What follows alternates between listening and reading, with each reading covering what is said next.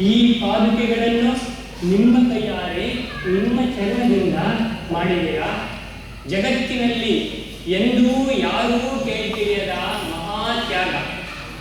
ಹರಳಯ್ಯನವರೇ, ತಾಯಿ, ನೀವು ಆ ಪರಶುರನಿಗೆ ಅದೆಷ್ಟು ಹತ್ತಿರವಾಗಿದ್ದೀರಿ. ಶಿವ ನಿಮ್ಮ ತ್ಯಾಗವನ್ನು, ಭಕ್ತಿಯನ್ನು ಬಹಳ ಮೆಚ್ಚಿದ್ದಾನೆ.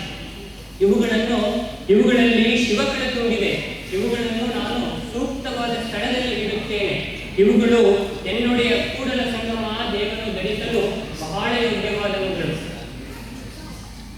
ಶಿವಕಳೆಯಾಯಿ ಜೋಡು ಜವನ ಜಾಡೆಗಳಯ್ಯ, ಭವದೊಳಗೆ ಮೆಡುವ ಜನದುಂಟೆ, ಭವದೊಳಗೆ ಮೆಡುವ ಜನದುಂಟೆ ಹರಳಯ್ಯ, ಶಿವಗುಪ್ಪಿ ಚೆಂದು